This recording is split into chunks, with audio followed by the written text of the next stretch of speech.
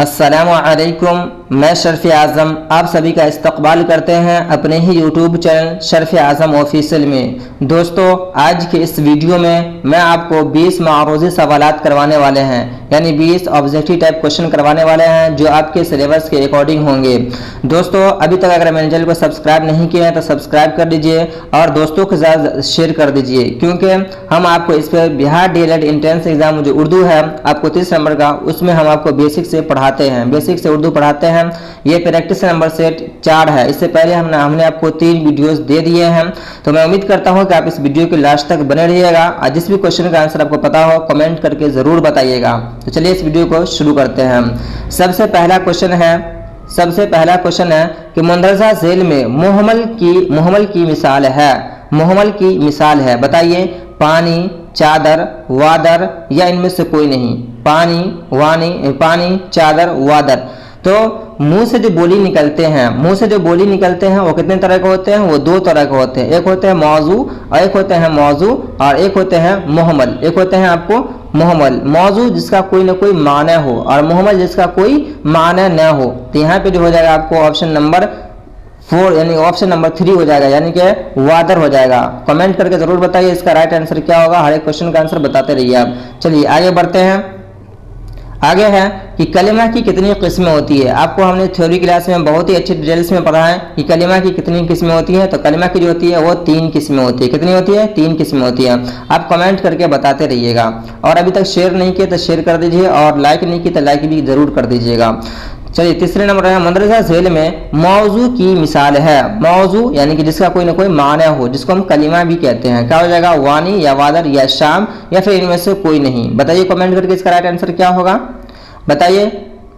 तो इसका ऑप्शन हो जाएगा आपको सी, यानी कि शाम, यानी इसका कोई ना कोई मीनिंग इससे निकल रहा है। जिसका कोई मीनिंग हो उसी को हम मौजू कहते हैं। चलिए अगला क्वेश्चन है आपको, उर्दू का रस्मुल खत क्या है? यानी कि उर्दू जो हम लिखते हैं उसको लिखने का जो लिपि है वो क्या है? हिंदी, फारसी, अरबी या फिर अंग्रेजी। तो हिंदी जो है इसको हम देवनागरी में लिखते हैं। किस में लिखते हैं? हम देवनागरी में लिखते हैं। और अंग्रेजी जो है इसको हम रोमन में लिखते हैं। किस में लिखते हैं? रोमन में लिखते हैं। और उर्दू को जो हम लिखते हैं उसको हम फारसी में लिखते हैं। किस में लिखते हैं? फारसी में लिखते हैं। कमेंट करके बताइए। फारसी में हम इसको लिखते हैं, यानी कि इसका ऑप्शन हो जाएगा आपको बी। क्या हो जाएगा? बी आपका इसका राइट आंसर हो जाएगा। चलिए आगे बढ़ते हैं। ये सब आपको पढ़ा दिया गया है। चलिए, बनावट के एतबार से इसम की कितनी किस्में हैं? बनावट के एतबार से इसम की कितनी किस्में हैं? 2, 5, 3 या फिर 4? कमेंट करके बताइए कि कितनी किस्में हैं। इसम जो है यानी कलिमा की किस्म है। इसम जो है वो कलिमा की किस्म। कलिमा की कितनी किस्में हो? उसकी 3 किस्में होती है। क्या होती है? इसम, फेल और फिर हर्फ। इसमें फिर हर्फ। तो इसम जो है इसमें भी 2 तरह का होता है, एक माने के एतबार से, एक बनावट के एतबार से। तो माने के एतबार से उसकी भी कितनी 2 किस्में हैं और बनावट के एतबार से जो है उसकी 3 किस्में। तो इसका ऑप्शन सी हो जाएगा। क्या हो जाएगा? ऑप्शन सी हो जाएगा। चलिए अगला क्वेश्चन है आपको कि माने के एतबार से इसम की कितनी किस्में हैं। अभी मैंने बताया कि इसम जो होता है वो 2 तरह का होता है, एक होता है माने के एतबार से और एक होता है आपको बनावट के एतबार से। तो बताइए बनावट के एतबार से अभी बताइए 3, तो माने के एतबार से कितने हो जाएंगे? 3, 4, 2 कितना है ऑप्शन में? 3, 5, 4 या 2। तो ऑप्शन आपका डी हो जाएगा। क्या हो जाएगा? ऑप्शन डी हो जाएगा। कमेंट करके आप बताइए। चलिए अगला क्वेश्चन आपको, जामिद की कितनी किस्में हैं? जामिद जो है उनकी कितनी किस्में होती है? जामिद की कितनी किस्में होती हैं? बताइए। 2, 5, 4 या फिर 3? 4, 5 या फिर 3? बताइए इसका राइट आंसर क्या हो जाएगा। तो देखिए जामिद जो होते हैं वो 2 है। कितनी किस्में इसकी? 2 है। इसमें नकरा और एक है इसमें मारफा। यानी जामिद जो है वो उसकी 2 किस्में हो जाएगी। चलिए आगे पढ़ते हैं। इसमें नकरा की कितनी किस्में हैं? हमने बता दिया है कि इसमें मारफा की कितनी किस्में होती है, इसमें नकरा की कितनी किस्में होती है। तो चलिए ऑप्शन पढ़िए। 2, 5, 4 या फिर 10? 2, 5, 4 या फिर 10? इसमें नकरा की कितनी किस्में होती है? चलिए बताइए इसमें नकरा की कितनी किस्में होती है और कौन कौन होती हैं। अगर आप जानते हैं तो कमेंट करके बताइए। कौन कौन होती है? अगर नहीं जानते हैं तो कमेंट करके बताइए। चलिए इसका ऑप्शन कितना हो जाएगा? 5 हो जाएगा। कौन कौन है? तो हो जाएगा आपको इसमी हो जाएंगे। फिर से क्या है बताइए? खिताब, फिर लक़ब, खिताब हो जाएगा, लक़ब, तखल्लुस, उर्फ, ये सब जो है किसकी किस्में हो जाएंगे? ये सब किसकी किस्में हो जाएंगी, सॉरी ये सब तो इसमें आलम की किस्में हो जाएंगी, इसमें आलम की किस्में हो जाएंगी ये सब, तो इसकी क्या हो जाएगी बताइए, इसमें नकरा की किस्में क्या हो जाएगी, इसमें नकरा की किस्में क्या हो जाएगी बताइए। तो इसके जो किस्में हो जाएंगे वो क्या हो जाएंगे, इसमें मुकब्बर, इसमें मुकब्बर, फिर से मुसग्गर, इसमें आला, इसमें सौत, इसमें ज़र्फ, इसमें ज़र्फ, यानी कि ये 5 किस्में इसमें नकरा की हो जाएंगी। चलिए आगे बढ़ते हैं। अगला क्वेश्चन है आपको, अगला क्वेश्चन है इसमें मारफा की कितनी किस्में हैं, इसमें मारफा की कितनी किस्में हैं बताइए, कितना, 6 ऑप्शन पढ़िए, 6, 8, 7 या फिर 10, कितनी है। आप लोगों को मैंने थ्योरी क्लास में बताया है कि इसमें मारफा की कितनी किस्में, इसमें मारफा की कितनी किस्में हैं, तो इसका जो ऑप्शन हो जाएगा आपको ये 7 हो जाएगा। और कौन कौन है कमेंट करके बताइए, आप कमेंट करके ही बताइए ताकि आपको याद रहे। चलिए आगे बढ़ते हैं। आगे है 10वां नंबर में कि मुंदरजा झेल में बेअदब किसकी मिसाल है, बेअदब जो है किसकी मिसाल है, ये किसकी मिसाल है, साबका की, मुहावरा की, लाहिका की, या ज़रबुल अमसाल की, या ज़रबुल अमसाल की। कमेंट करके बताइए, कमेंट करके बताइए। देखिए आपको साबका जो है, साबका जो होते हैं वो क्या होते हैं, वो लास्ट में लगते हैं, क्या लगता है वो लास्ट में लगते हैं। जैसे कि ईमानदार से, जैसे ईमान से क्या लगेगा, ईमान से हो जाएगा आपको ईमानदार, ईमानदार, तो यहाँ पे दार जो लगा ये आपका क्या कहलाएगा, ये आपको साबका कहलाएगा। और मुहावरा जिसके लास्ट में ना लगा हो, 9, 2, 11 होना, ये आपका मुहावरा होगा। और लाहिका जो शुरू में लगे, जो शुरू में लगे, जैसे कि अगर हो जाएगा लिखा रहेगा जवाब, उसके शुरू में ला लग गया और हो गया लाजवाब, जिसका कोई जवाब नहीं। तो यहाँ पे ला जो है ये क्या है, ये आपको लाहिका है, वो आपका लाहिका है, तो यहाँ पर ऑप्शन आपका सी हो जाएगा। चलिए आगे बढ़ते हैं। अगला क्वेश्चन है कि मुंदरजा झेल में जिस्म की जमा है, जिस्म की जमा है, जमा बताइए आप, जिस्म की जमा क्या है, जानते हैं तो कमेंट करके ज़रूर बताइए, कमेंट करके ज़रूर बताइए। ऑप्शन पढ़िए, इजशाम या फिर अजसाम या अहतशाम, या फिर इसमें से कोई नहीं। जिस्म की जमा क्या हो जाएगा, जिस्म की जमा जो है वो आपको अजसाम, यानी कि ऑप्शन बी हो जाएगा। क्या हो जाएगा, ऑप्शन बी हो जाएगा। नकल नहीं किसी का कीजिए, कॉपी नहीं कीजिए, अपना बताइए।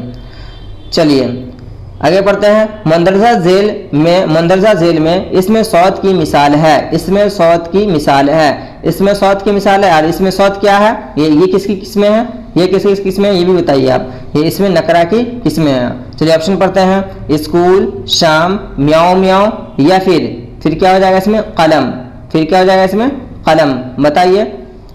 तो स्कूल जो है ये आपको इसमें ज़र्फ़ मकान और ज़र्फ़ ज़मान आप पढ़े होंगे, ज़र्फ़ मकान और ज़र्फ़ ज़मान हमने आपको बता दिए होंगे। मकान जिसमें जगह की बात हो तो ये स्कूल हो जाएगा, ये जो है इसमें ज़र्फ़ की मिसालें हैं। शाम वही है, और म्याओ म्याओ जो है ये आपको इसमें सौत मतलब क्या होता है, यानी कि आवाज़ है, जिसमें जितनी भी सारी आवाज़ें हो उन सबों इसमें सौत में आते हैं। तो यहाँ पे ऑप्शन सी हो जाएगा, क्या हो जाएगा, ऑप्शन सी हो जाएगा। चलिए आगे बढ़ते हैं। अगला क्वेश्चन है कि मुंदरजा झेल में ईदगाह की मिसाल है, ईदगाह किसकी मिसाल है, ईदगाह जो है ये किसकी मिसाल है, ज़र्फ़ मकान की, ज़र्फ़ ज़मान की, ज़र्फ़ मकान की, इसमें मुकब्बर की, इसमें मुसग्गर की, बताइए।